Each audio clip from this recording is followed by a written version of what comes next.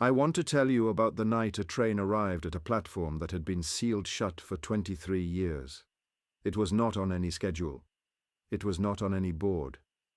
The track beside the platform was live, but the platform itself had been closed to the public since 1994, walled off from the main station behind a service door that only 4 men in the country had keys to. I was one of those 4 men. I was the only one on duty that night. The train stopped for 11 minutes. Every window was covered from the inside.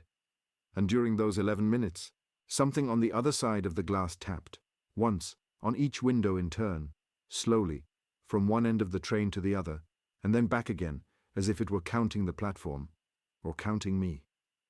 I did not look up.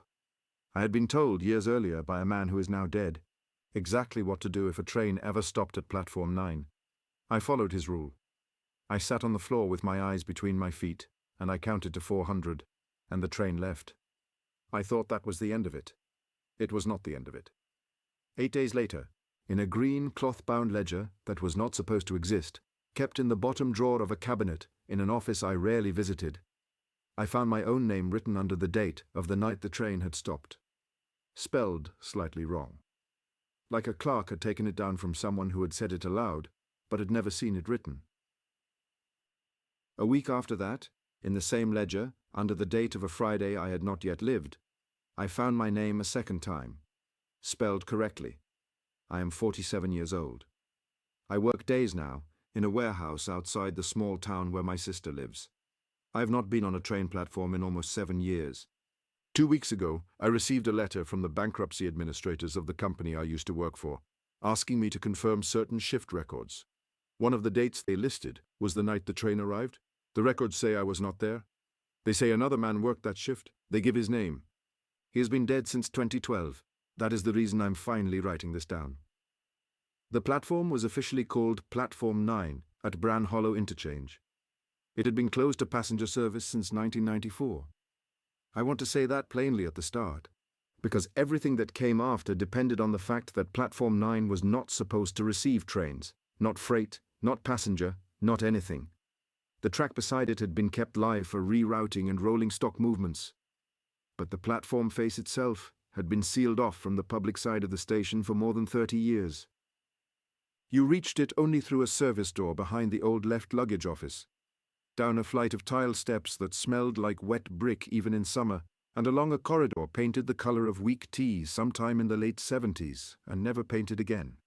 I worked the overnight shift there from 2011 to 2019. I was employed by a private contractor that handled lighting checks, drainage, rodent reports, and what the paperwork politely called presence verification at decommissioned station infrastructure across the northern part of the country. There were 4 of us on a rolling rota. Most nights only one man was actually on the platform itself. Platform 9 was a one-man post. My name does not matter for what I am telling you. I will only say that I left the contractor in the autumn of 2019, and that I have not been back to Bran Hollow since. I work days now, in a warehouse, loading boxes of office supplies onto pallets. It suits me. I like the noise. I like that the lights stay on for the same reasons all night, and that nothing arrives at the loading bay that was not on the schedule that morning. I want to start with the ordinary parts, because the ordinary parts are what make the rest believable, even to me. Bran Hollow Interchange is a large station. It serves 9 working platforms above ground, and a 10th historical platform that was converted into a coffee stand in 2003. Platform 9 runs parallel to the freight cut, on the eastern edge of the site, behind a brick wall the public never sees. The architecture is Victorian, brick arches, cast iron support columns painted a dark green that looked black under our portable lamps. There is a clock at the south end of the platform that stopped at 4:17, and nobody had ever bothered to wind it. The benches were still bolted to the platform. The signs were still up. If you stood there at 3 in the morning with the lamps low and let your eyes adjust, you could almost believe the platform was waiting for a service that was simply running very late. Our job on Platform 9 was simple. We checked the platform edge lighting once an hour. We logged temperature, humidity, and any standing water near the drainage grates. We walked the length of the platform twice per shift, looking for rodent activity, fallen masonry, or signs of unauthorized access. We tested the emergency phone in the wall recess at the north end. which connected directly to the signal box. We confirmed that the public address speakers were still drawing current, even though they had not been used for announcements since the closure. And we filled in a presence verification form. The form was the important part. The contractor billed the local rail authority a flat rate per attended hour, and the attended hours required documentation. We initialed each hour as it passed. The forms were collected weekly and filed in a binder in the regional office. I never knew what happened to them after that. I never thought to ask. The unofficial rules were not in the binder. The unofficial rules were given to you in person, by whoever trained you in, and they were given quietly, without any particular weight. The way a man might mention that the coffee machine takes a long time to warm up. You were not told they were important. You were told them once, and you were expected to remember. There were 3 unofficial rules at Bran Hollow Platform 9 when I started in 2011, and I was given them by a man named Edmund Marsh. Edmund had worked the platform since 1998 and was due to retire the year after I came on. He was a quiet man with hands like a bricklayer's and a habit of folding his sandwich wrappers into precise squares before putting them in the bin. He told me the rules on my second night, walking me along the platform with a flashlight held low so as not to bounce light into the freight cut. The first rule was that if you heard the public address system make any sound at all, including a hiss or a click, you were to note the time, leave the platform immediately by the service stairs, and finish the rest of your shift from the upstairs concourse. You were not to return to Platform 9 that night under any circumstances, even if the sound stopped. You were not to mention it to anyone except the next shift. And you were to mention it to them only in person, never by phone or radio. The second rule was that if a train passed through on the freight cut, you were to face the platform wall, not the track, until the sound of the train had completely gone. Edmund was very specific about this. Not the platform edge, the wall, with your back to the track. He said it was easier if you pretended to be examining the brickwork. He said it did not matter whether you actually examined it or not, only that your face was toward the wall. The third rule was that if a train stopped at Platform 9, you were to do nothing. You were to log nothing. You were to say nothing. You were to remain wherever you were, sit down if you could, and you were to look at the floor between your feet until the train left. He said this had happened twice in his time on the platform. He said both times the train had stayed for what he estimated was 11 or 12 minutes, although he had not looked at his watch. I remember asking him that second night what kind of train would stop at a closed platform. He said, "The kind that stops here." Then he folded his sandwich wrapper, put it in the bin, and we walked back to the service stairs. I want to be honest about how I received those rules, because I think it matters. I did not take them seriously. I was 33 years old. I had worked night security at 2 hospitals and a printing plant before I joined the contractor, and every place I had ever worked at night had its own folklore, its own jokes about the 3rd floor, or the back stairwell, or the office where the lights flickered. I assumed Edmund's rules were the Bran Hollow version of that folklore, polished by decades of bored men passing time on a cold platform. I memorized them because Edmund clearly expected me to, and because I liked him, and because following local custom is the easiest way to be left alone on a night shift. But I did not believe them. For the first 3 years, nothing happened that gave me cause to reconsider. The platform was cold and damp and very quiet. Freight trains passed roughly every 40 minutes during the night, with longer gaps between 3 and 5 in the morning. I faced the wall when they came. I never heard anything from the public address speakers. No train stopped. I initialed my forms. I drank bad coffee from the thermos I brought from home. I read a great deal. The platform was, in its way, a good place to read. The lamps were steady. The brick arches held the heat from the portable heater for a long time, and nobody bothered you. The first thing I could not explain happened in October of 2014. I was on the platform at about 2 in the morning, sitting on the 3rd bench from the southern end, reading. The freight cut had been quiet for nearly an hour. I heard faintly the sound of a public address speaker drawing breath. It is a sound anyone who has worked around old PA systems will recognize. A small electrical inhalation as the system prepares to broadcast, followed usually by a moment of open static before the announcement begins. I looked up at the speaker mounted on the iron column closest to me. The small green indicator light, which I had never seen lit in 3 years on the platform, was on. I remembered Edmund's first rule. I closed the book. I picked up my thermos and my flashlight. I walked, not quickly, but not slowly either, to the service stairs at the southern end of the platform. I climbed them. I closed the door behind me. I went up to the upstairs concourse, signed in with the night manager at the main desk, and told him there was a maintenance issue on 9 and I would finish my shift from upstairs. He did not ask what the issue was. He nodded and made a small mark in his book and gestured at the empty staff room. I did not hear any announcement. I want to be clear about that. I left before the speaker said anything. If it was going to say anything. I did not test the rule. I followed it.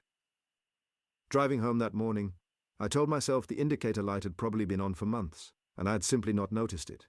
I told myself the breath sound had been the heating pipes, or wind in the freight cut, or my own imagination after too many quiet nights. By the time I reached my apartment, I had largely convinced myself I had overreacted, but I did not go back down to platform 9 the following night either. I asked to be reassigned to the upstairs rounds for the rest of that week.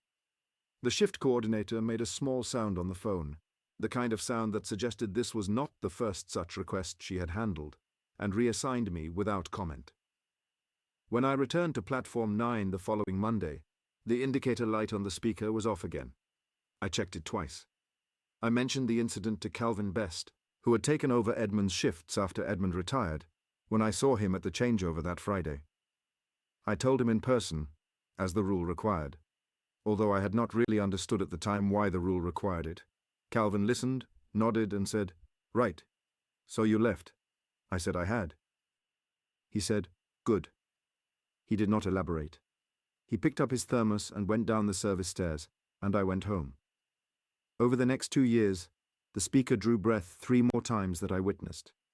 Once in March of 2015, once in August of 2016, once in December of 2016. Each time I left the platform within a minute of hearing it. Each time, when I returned the following shift, the indicator light was off and the speaker was silent. I logged the times privately in a small notebook I had begun to keep at home. I did not log them on the presence verification forms, because Edmund's first rule had been clear that the sound was not to be written down. I want to describe the small notebook, because it became important later. It was a black hardback notebook, the larger size, which my sister had given me one Christmas. I had originally intended to use it as a reading journal, and the first 30 pages contained notes on the novels I had finished on the platform. After the October 2014 incident, I started using the back of the notebook, working forward from the last page, to record the things I did not put on the forms. The 2 sets of entries did not meet for several years. By the time they did, the back section was much fuller than the front. By the end of 2016, the back section contained 4 entries about the speaker drawing breath, 2 entries about freight trains that had passed without any visible engine or carriage lights, despite my facing the wall and only hearing them go through, and 1 entry about a set of footprints in the dust at the northern end of the platform that did not match my own. The footprints were not present at the start of my shift but were present at the end. They were small, approximately a child's size. They began nowhere in particular and ended nowhere in particular, in a section of the platform where no service door opened. I did not tell Calvin about the footprints. I am not sure why. I told myself it was because there was no specific rule about footprints, and therefore no protocol to follow. Looking back, I think it was because the footprints were the first thing I had seen on platform 9 that I could not absorb into the framework of the rules. The rules covered sounds and trains. They did not cover the slow, patient appearance of evidence that something smaller than me had been walking up and down the platform while I was reading. I was still reading. That part is important.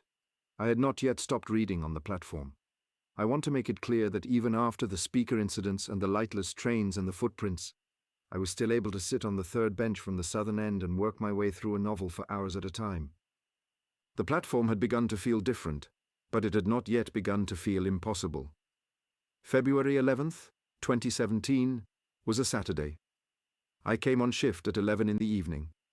The weather that night was very cold, with a thin, freezing fog that had settled into the freight cut and made the lamps look smaller than they were. I remember pouring my first cup of coffee from the thermos at about 11:30, and I remember thinking that the platform smelled more strongly than usual of wet brick. And something else. Something faintly metallic, like old pennies left in rainwater. I want to take this slowly because I have gone over it many times, and I want to describe it as it actually happened, not as it has reorganized itself in my memory over the years. At about 10 past midnight, I heard a freight train approaching from the south. I knew it was a freight by the sound of the locomotive. We had 3 or 4 regular nightly services through the cut, and after enough years on the platform, you knew them by ear. This one was the southbound aggregates run, a long string of empty hoppers returning to depot. I closed my book. I stood up. I turned to face the wall of the third arch, where I had a small habit of looking at a particular brick that had a name scratched into it. Someone called Albert had carved his name into that brick, probably in the 1920s, and I had got into the habit of saying good evening to Albert in my head every time a train passed. It was a small, foolish thing. It helped me keep the rule without feeling stupid. The train approached. The sound built. I said good evening to Albert in my head. The sound did not pass. The sound slowed. The pitch of the engine dropped. The brakes engaged. With that long iron sigh you only really hear from older locomotives. The train was coming to a stop. I could feel the vibration through the platform floor changing as the carriages aligned with the platform face. I want to be honest. I almost turned around. The impulse to turn was very strong. It is a deeply natural thing when a train stops next to you, to look at it. Every animal instinct in a human being says that a large object arriving in your immediate vicinity should be acknowledged with the eyes. I did not turn around. I remembered Edmund's third rule. I sat down on the floor with my back against the wall of the arch, and I looked at the floor between my feet. I set my flashlight on the ground beside me, switched off. I left my thermos on the bench. The train came to a complete stop. I could hear it idling. The locomotive was somewhere to my left, several carriages down. The carriages themselves were directly in front of me, on the other side of the platform edge, perhaps 4 feet from my shoulder. I could hear the soft tick of cooling metal. I could hear the faint hiss of brake lines. I could not hear any doors opening. I could not hear any voices. I sat there with my eyes on the floor, and I counted in my head, slowly, the way you count to calm yourself down. I got to about 400 when I became aware that the quality of the light on the platform had changed. The platform lamps were behind me, mounted on the inside wall of the arches. They cast my own faint shadow forward onto the platform floor. As I sat with my eyes down, I could see the edge of my shadow on the tiles in front of me. It had been the same shape for several minutes, but it was now darker than it had been, and its edge was sharper. Something else, on the other side of the platform, was casting light onto me.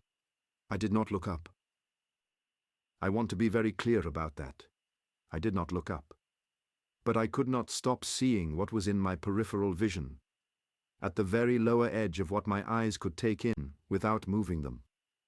And what was in my peripheral vision was the side of a train carriage, painted a color I could not name, somewhere between dark green and dark brown, with the lower edges of windows visible above the line of the platform.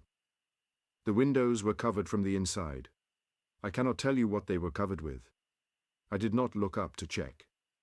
But I could see at the very lower margin of each window the line where the covering met the frame. And the covering was not curtains. It was not blinds. It was not paper. It had the slight irregularity of something pressed against the glass by hand, from inside, and held there. In some places the covering bulged slightly outward, as if whatever was holding it was leaning into it. In other places it was flat and smooth. The light coming from inside the carriages was a warm yellow, like old bulbs, and it came through the covering in places where the covering was thinner.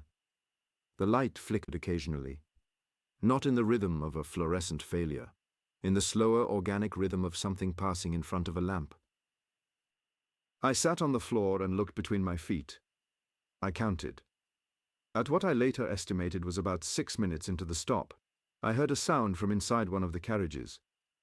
It was a single light tap against the inside of the window directly in front of me. Not a knock, a tap.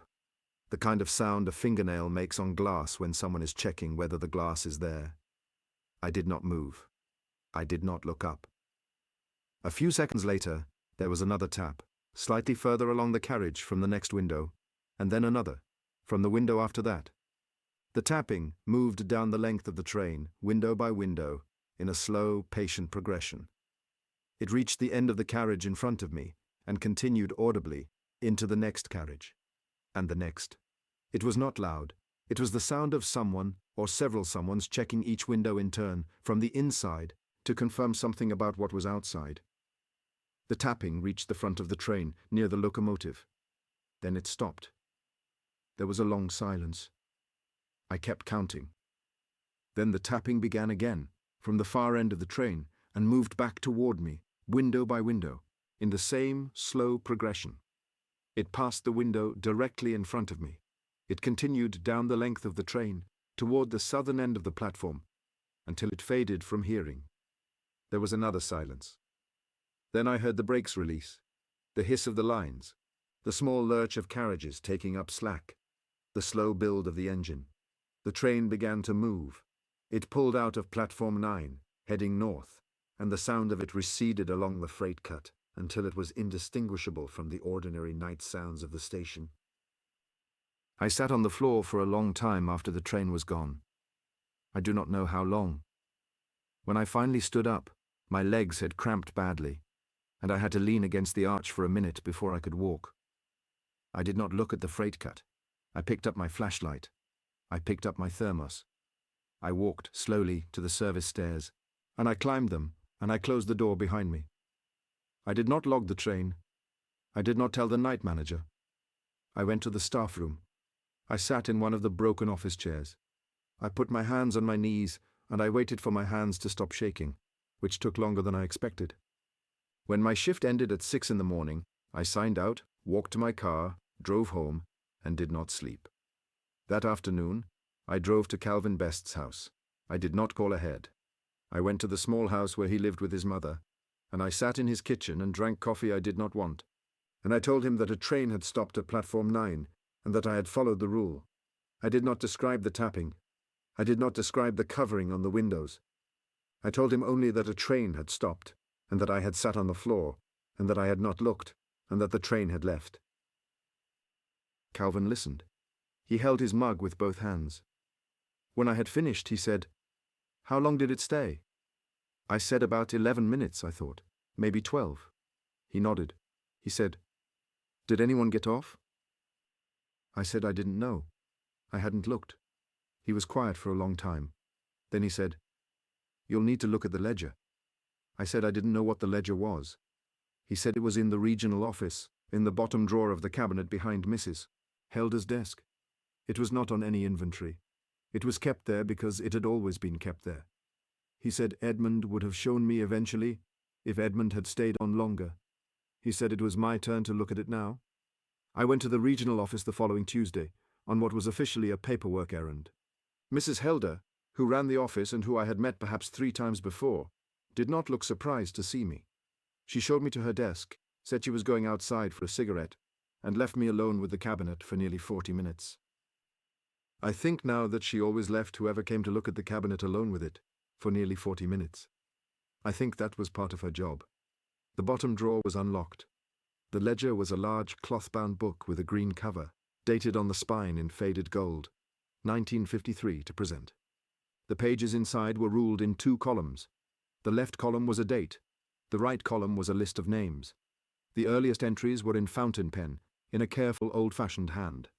The most recent entries were in ballpoint, in several different hands. The most recent entry was dated February 11th, 2017. There were 43 names in the right-hand column under that date. I read every one. I did not recognize most of them. They were ordinary names of the kind you might see in a phone book. Men's names, women's names, a few that were ambiguous. There were no addresses. There were no ages. There were only names. I recognized 4. The first was a man called Henrik Lass, who had been the deputy station master at Bran Hollow in the early 1990s, and who had died of a stroke in 2002. I knew this because his obituary had been pinned to a corkboard in the upstairs staff room for some months after his death, and the pin had stayed in the cork long after the notice was taken down. The second was a woman called Marion Tuck, whose name I knew from a small brass memorial plaque on platform 3, which commemorated her death on the line in 1987. The third was Edmund Marsh. Edmund had retired in 2012, and according to a Christmas card I had received from his daughter in 2014, had moved to a small bungalow near the coast to be close to the sea. I had not heard from him since. The Christmas card had ended with the line, "Dad sends his best and says you should keep up the reading." I had taken that to mean he was well. The fourth name was my own. I want to be careful here, because the exact wording of the fourth name matters.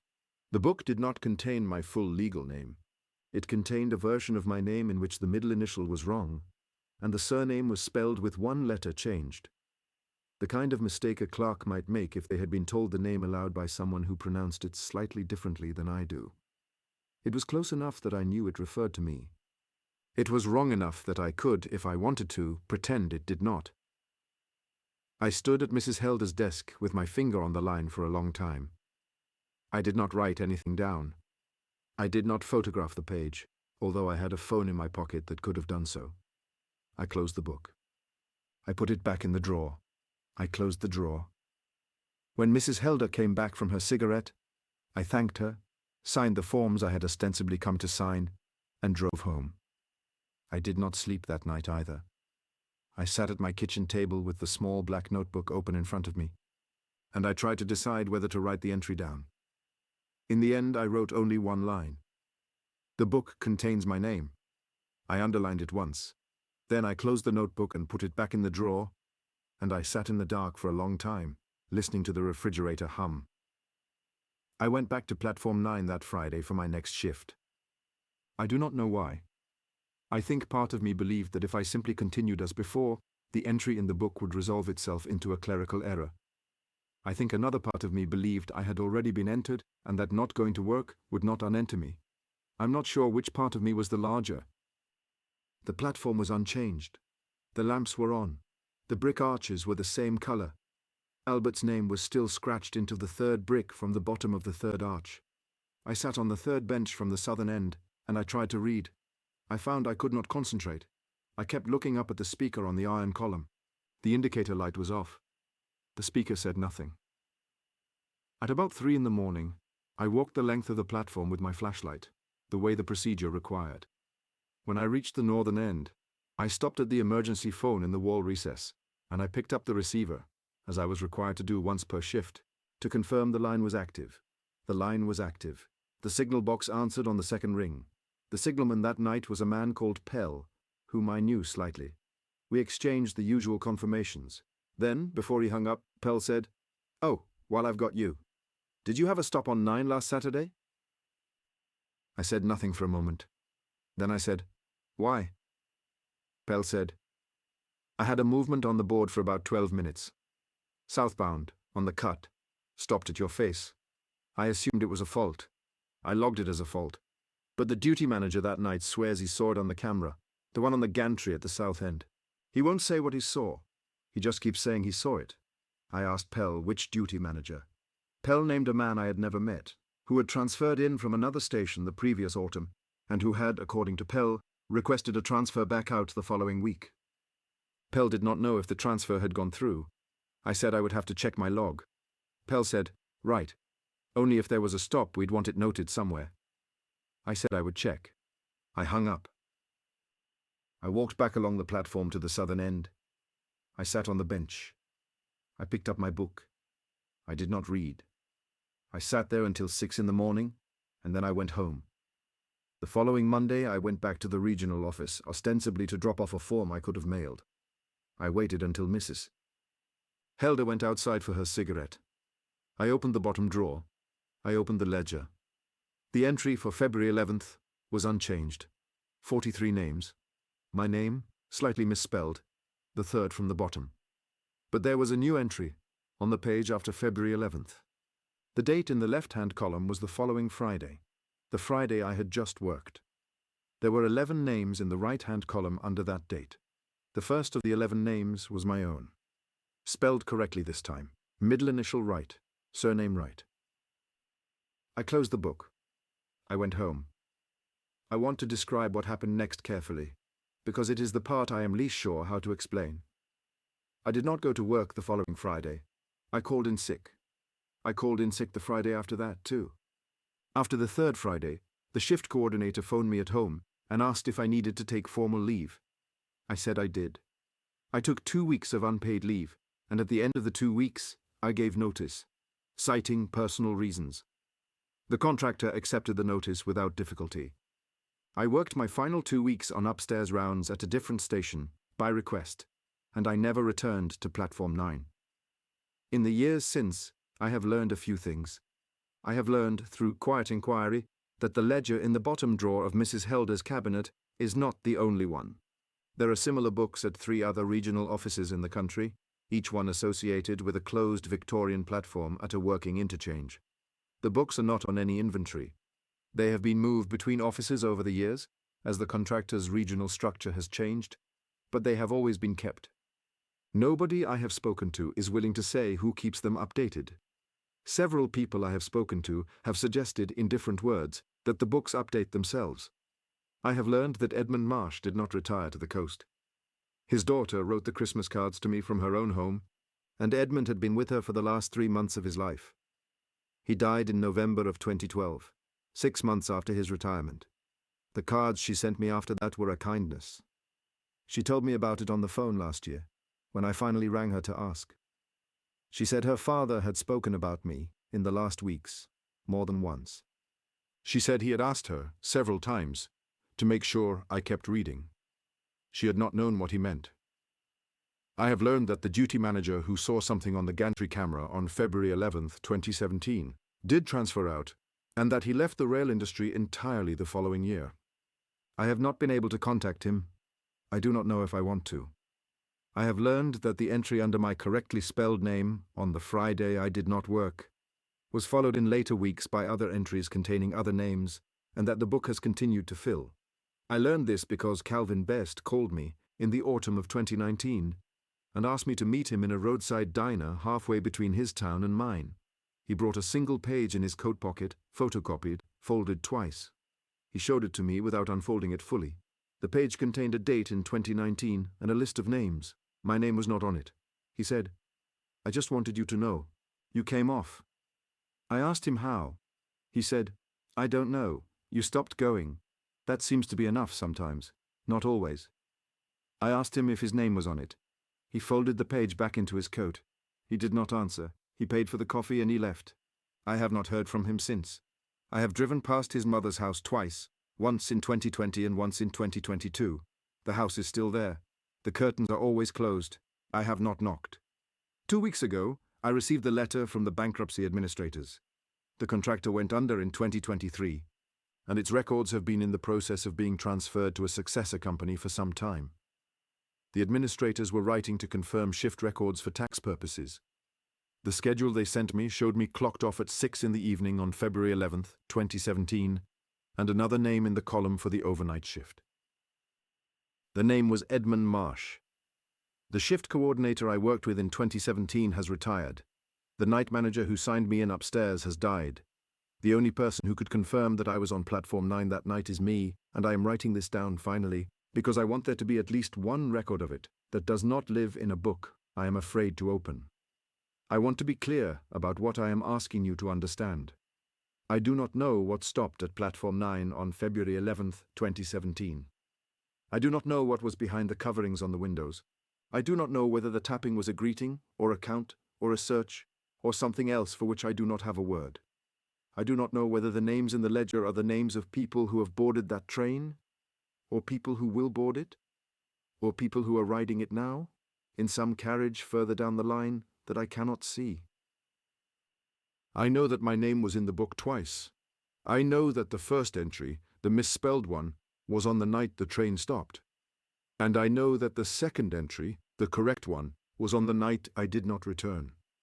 I know that I stopped going to the platform after that, and that as far as Calvin Best was able to tell me before he disappeared from my life, my name came off the more recent lists. I do not know if it has stayed off. I have not been back to Bran Hollow.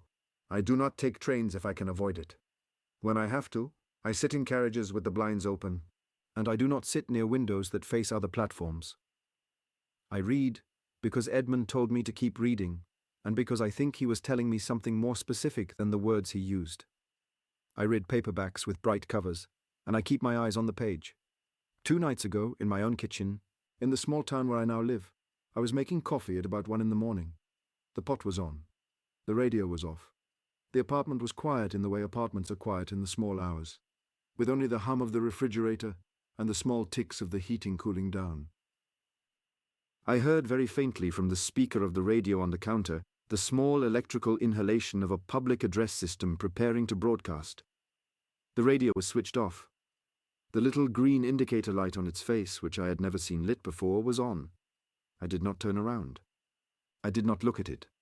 I left the kitchen. I went to the bedroom. I closed the door. I sat on the bed with my back to the wall and my eyes on the floor between my feet. And I counted, slowly, the way you count to calm yourself down.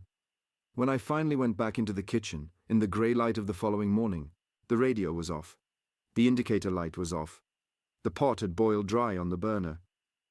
On the kitchen table, which had been clear when I went to bed, there was a single small mark in the dust at the center of the wood. It was the size and shape of a fingertip. It had been pressed there, from above, by something that had been leaning on the table while I was in the other room. I have not cleaned the mark off. I do not know why.